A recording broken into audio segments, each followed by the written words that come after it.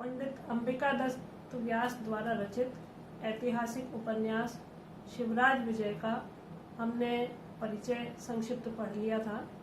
आज से हम इसका विधिवत गद्यांशों का पाठ प्रारंभ कर रहे हैं।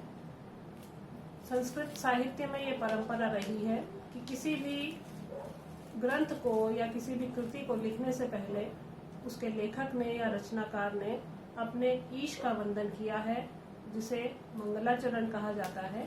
और इस उपन्यास में भी पंडित अंबिका दत्त व्यास ने अपने ईश का वंदन किया है और मंगल कामना की है, और वो है विष्णोर माया भगवती यया सम्मोहितम जगत।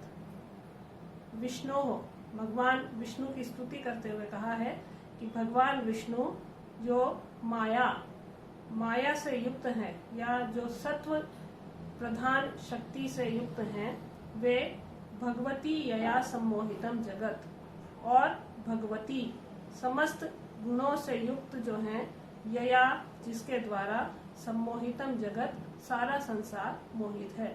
तो भगवान विष्णु की जो माया है, जिसने संपूर्ण संसार को मोह में डाल रखा है, वो संपूर्ण ऐश्वर्यों से युक्त है। और ये कहकर उन्होंने भगवान विष्णु की स्तुति की है। और दूसरी स्तुति में उन्होंने कहा है हिंस्रः स्व पापेन विहिंसितः खलः साधु समत्वेन भयात् विमुच्यते। भागवत से ये उन्होंने लिया है, और इसमें इसका अर्थ है कि हिंस्रः हिंसा करने वाला, स्व पापेन अपने पाप के कर्मों से, विहिंसितः मारा गया, खलः जो दुष्ट है।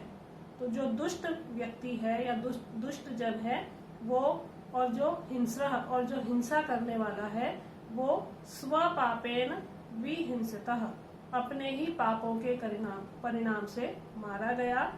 साधु, और जो साधु सज्जन पुरुष है या समत्वेन भयात् अपने बुद्धि से या पाप और पुण्य में समभावना रखने वाला, समस्त कर्मों को परमात्मा का कर्म समझ के करने वाला जो सज्जन पुरुष है, वो भयात् विमुच्यते, वो भय से छूट जाता है। तो दुष्ट व्यक्ति अपने ही पापों के फल से मारा जाता है और सज्जन व्यक्ति भय से छूट जाता है।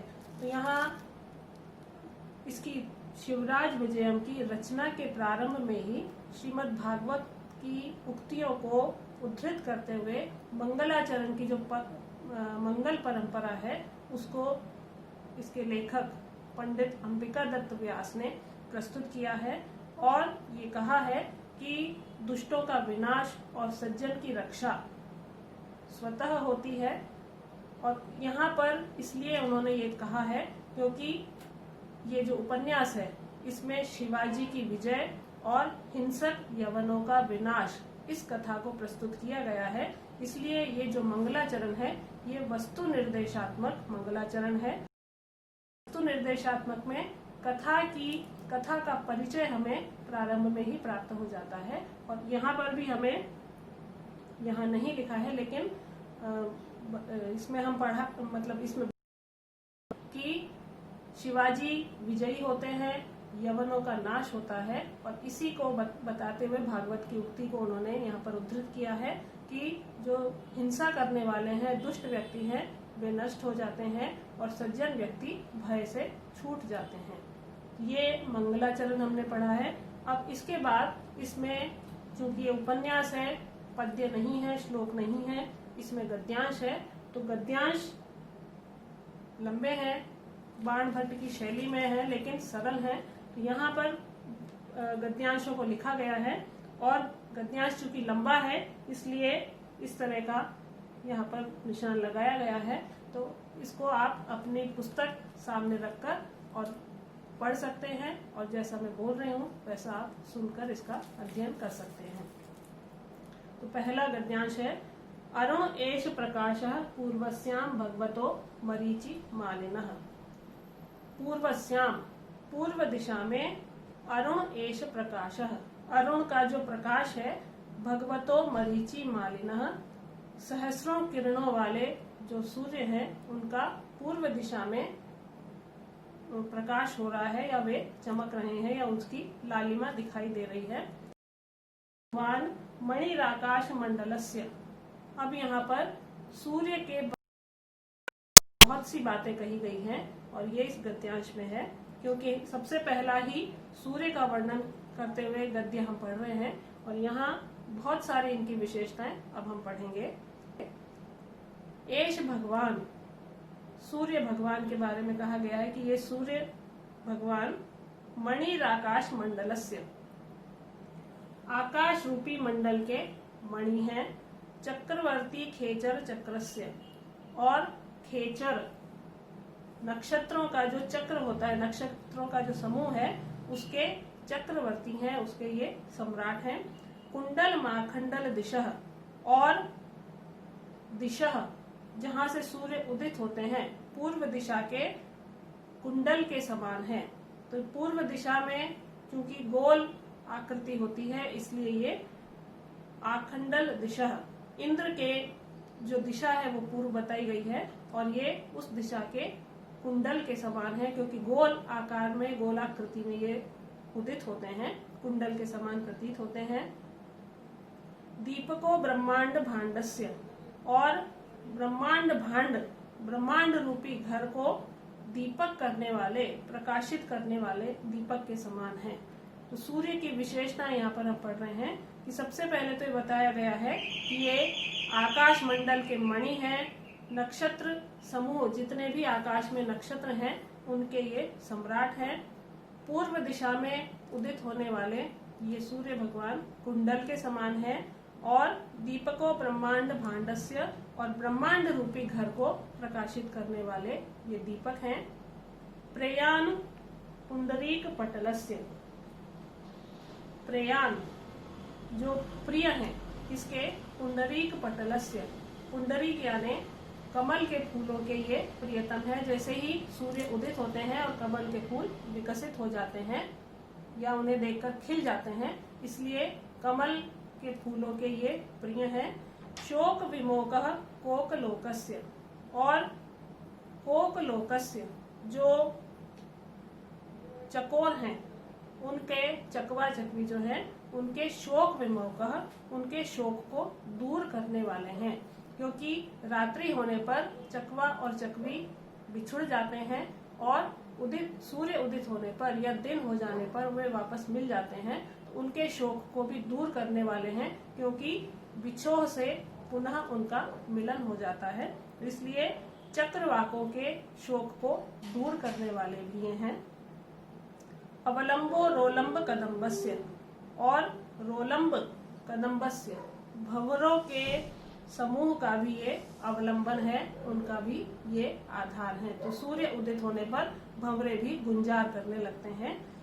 सूत्रधारः सर्व व्यवहारस्य, और समस्त प्रकार के जो व्यवहार है, ये जो क्रियाएं हैं, मनुष्य की क्रियाएं हैं, उनके सूत्रधार हैं, उनको प्रारंभ करने वाले भी, मनुष्य की दैनिक क्रियाओं को या उनके व्यवहारों को प्रारंभ करने वाले भी सूर्य हैं, इसलिए उन्हें सूत्रधार भी कहा गया है। इनश्च दिनस्य, और दिनस्य दिन के, इनश्च स्वामी भी यही हैं। तो दिनकर इसीलिए कहा जाता है इनको, तो दिन के स्वामी भी यही हैं और समस्त मनुष्यों के व्यवहार को प्रारंभ करने वाले सूत्रधार भी यही हैं। तो सूर्य की बहुत सारी विशेषताएं हैं, जिसमें से कुछ हमने पढ़ी हैं और कुछ अब और पढ़ रहे हैं। अयमेव अहोरात्रम जनयति, अयमेव यही, अहोरात्रम दिन और रात को, जनयति प्रवर्तित करते हैं या दिन और रात को उत्पन्न करते हैं। उत्पन्न कैसे करते हैं? जब ये उदित होते हैं तो दिन होता है और अस्त होते हैं तो रात्रि हो जाती है। तो दिन और रात्रि का प्रवर्तन करने वाले भी सूर्य हैं। अयमेव वत्सरम द्वादशसु भागेषु विभनक्ति, अयमेव यही, सूर्य ही, वत्सरम वर्ष को, द्वादशसु भागेषु 12 भागों में, विभनक्ति विभाजित करते हैं। तो सूर्य की दशा से ही सारी जो 12 महीने हैं उन दशाओं से ही उनका विभाजन होता है।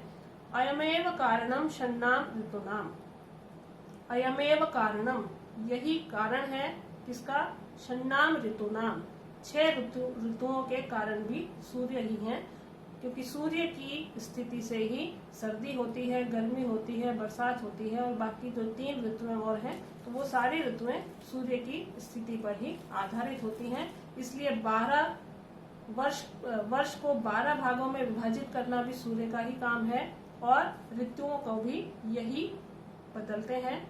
एष एवांगी करोति उत्तरम दक्षिणम चायनम, और यही सूर्य ही अयनम, इसी का जो मार्ग है वो उत्तरम दक्षिणम, कभी उत्तरायण होता है और कभी दक्षिणायन होता है, और इसी के द्वारा उस सूर्य के मार्ग को स्वीकार किया जाता है।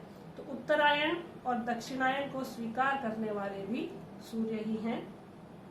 एनेनैव संपादिताः युग भेदाः, एनेनैव, इन्हीं के द्वारा संपादित किए जाते हैं युग भेदाः, युगों का भेद। जो युग 4 युग है, सतयुग, त्रेता, द्वापर और कलियुग, इनको संपादित करने वाले या इनका भेद करने वाले भी सूर्य हैं। एनेनैव कृताः कल्प भेदा, और इन्होंने ही या सूर्य के द्वारा ही कल्पों का भेद किया जाता है। कल्प कहते हैं, माना जाता है कि ब्रह्मा का एक दिन कल्प के बराबर होता है, तो इन कल्प को भी सूर्य ही विभाजित करते हैं या उसे करते हैं। एनमेव आश्रित्य भवति परमेष्ठिनः परार्ध संख्या, एनम एव आश्रितः, इन्हीं पर आश्रित है परमेष्ठिनः परार्ध संख्या, विधाता की, परमेष्ठी अर्थात विधाता की जो परार्ध संख्या है, सबसे अंतिम और सबसे बड़ी जो संख्या है वो भी सूर्य पर ही आधारित है। असावेव चकर्ती बभरती जहरती च जगत, और असावेव, यही जगत को, इस संसार को चकर्ती, बनाते हैं, बभरती, धारण करते हैं, और जहरती, इसका संहार करते हैं। तो बनाने वाले, धारण करने वाले अर्थात पोषण करने वाले, और इसका संहार करने वाले भी सूर्य हैं। वेदा एतस्यैव वंदिनः, वेद भी इसका वंदन करते हैं। गायत्री अमुमेव गायति, और गायत्री छंद जो मंत्र हम पढ़ते हैं सभी को याद होगा, ओम भूर्भुवः स्वः तत्सवितुः वरेण्यम भर्गो देवस्य धीमहि धियो यो नः प्रचोदयात्। तो इसमें जो सवितुः शब्द आया है सूर्य के लिए ही आया है, इसीलिए कहा गया गायत्री अमुमेव गायति। गायत्री मंत्र में भी इसी की वंदना की जाती है, इसी की स्तुति की जाती है। ब्रह्मनिष्ठा ब्राह्मणाः, और ब्रह्म में निष्ठ या वेदज्ञ जो ब्राह्मण है, अमुमेव अहर अह उपतिष्ठन्ते, इसी सूर्य के कारण या इनको ही प्रतिदिन इसकी उपासना करते हैं। धन्य एष कुल मूलम श्री रामचंद्रस्य, और ये धन्य है क्योंकि ये रामचंद्र के कुल का मूल है, क्योंकि रामचंद्र का जो भगवान राम है उनका वंश जो है वो सूर्य वंश कहलाता है, इसलिए उनके कुल का मूल भी सूर्य ही है। प्रणम्य एष, इन्हें प्रणाम करते हुए, विश्वेशामिति, समस्त संसार को, उद्देश्यंतम, उदीयमान होते हुए, भास्वंतम, प्रकाशित होते हुए, प्रणमन, प्रणाम करता हुआ, निज पर्ण कुटीरात, अपनी पर्ण कुटी से, निश्चक्राम, निकला, कश्चित गुरु सेवन पटु विप्रवटु, कश्चित, कोई, गुरु सेवन, गुरु की सेवा में, पटु, कुशल, विप्रवटु, ब्राह्मण, वटुक, एक निकला। तो यहाँ हमने सबसे पहले हमने पढ़ा सूर्य की क्या क्या विशेषताएं हैं, वो क्या क्या करते हैं, कैसे उदित होते हैं, कैसे प्रकाशित करते हैं, कैसे 12 महीनों को विभाजित करते हैं, ऋतुओं को विभाजित करते हैं, कल्प करते हैं या युग भेद करते हैं, ये सब हमने पढ़ा है। और ये भी पढ़ा कि गायत्री मंत्र भी इन्हीं की उपासना करता है, ये सब हमने पढ़ा। और अंतिम पंक्ति में हमने पढ़ा है कि प्रणम्य एष, इन्हें प्रणाम करते हुए, क्यों करते हैं प्रणाम? क्योंकि ये उद्देश्यंतम भास्वंतम, सभी को प्रकाशित करते हैं। ऐसे सूर्य को प्रणमन, प्रणाम करता हुआ निज पर्ण कुटीरात, अपनी पर्ण कुटी से, पत्तों की कुटिया से, कश्चित कोई, गुरु सेवन विप्रवटु,